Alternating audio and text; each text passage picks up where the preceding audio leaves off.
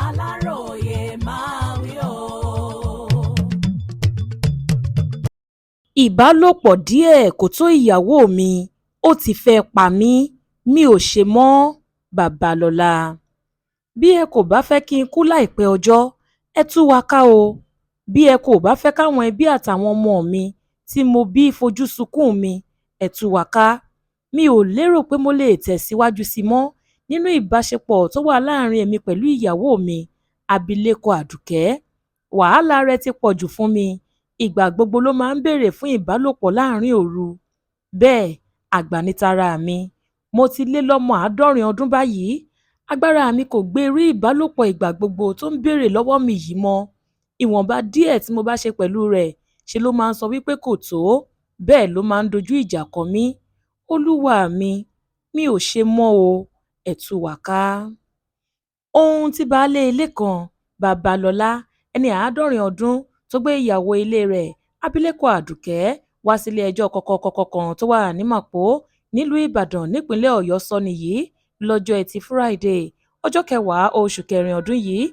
Ó ní kí onídàájọ́ SM Akíntayọ̀ bá òun tú ìgbéyàwó 30 ọdún tó wà láàrin àwọn méjèèjì ká, kí kálukú sì máa lọ lọ́tọ̀ọ̀tọ̀ nítorí wàhálà àti ìbálòpọ̀ ojoojúmọ́ tí ìyàwó ilé òun máa ń béèrè fún ó ti pọ̀ jù. Babalọ́la ní, Olúwa mi ò fẹ́ kú láìpẹ́ ọjọ́. Bẹ́ẹ̀ ni àrùn rọpárọsẹ̀ kò fi bẹ́ẹ̀ jìnnà sí mi.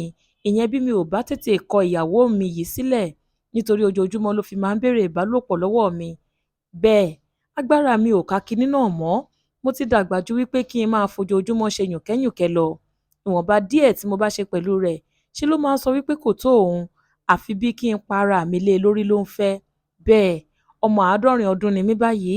Ohun tó ṣe tó tún dùn mí jùlọ ní ti ayẹyẹ ọjọ́ bí 70 ọdún mi tó bàjẹ́. Ṣe ló ba kéèkì, ìyẹn àkàrà òyìnbó táwọn èèyàn ṣe fún mi jẹ́ níṣojú gbogbo ayé. Bákan náà ló tún ya aṣọ olówó iyebíye kan tí mo rán fún ti ayẹyẹ ọjọ́ ìbí náà. Ọ̀pọ̀ ìgbà ló máa ń yọ ọ̀bẹ àtàwọn ìjà olóró míì láti máa fi lépa ẹ̀mí mi nínú ilé. Mi ò tiẹ̀ kí ń sùn dọ́kàn mọ́, nítorí mi ò mọ ìgbà tàbí àkókò tó lè gbẹ̀mí mi. Ohun gan-an tí mo fẹ́ báyìí ni pé kí ẹ tú ìgbéyàwó tó wà láàrin àwa méjèèjì ká. Mi ò ṣe mọ́. Nínú ọ̀rọ̀ tirẹ̀, Àdùkẹ́ náà gbà wípé kí wọ́n tú ìgbéyàwó náà ká, ṣùgbọ́n ohun tó sọ ni wípé kí wọ́n kọ́ nípa fún ọkọ òun pé kó máa ṣètọ́jú àwọn ọmọ tó wà láàrin àwọn méjèèjì nípa ti owó oúnjẹ àti owó míì. Onídàájọ́ SM Akíntayọ̀ wá sún ìgbẹ́jọ́ síwájú sí di ọjọ́ 6 oṣù karùn-ún ọdún yìí. Bákan náà ló rọ àwọn méjèèjì pé kí wọ́n lọ so ìwé àgbéjẹmọ́wọ́ lórí ọ̀rọ̀ náà títí di ìgbà tí ìgbẹ́jọ́ máa fi wáyé. Adéwálé Adéoyè ló ṣe àkójọpọ̀ ìròyìn yìí fún ìkànnì Aláròyé Online TV.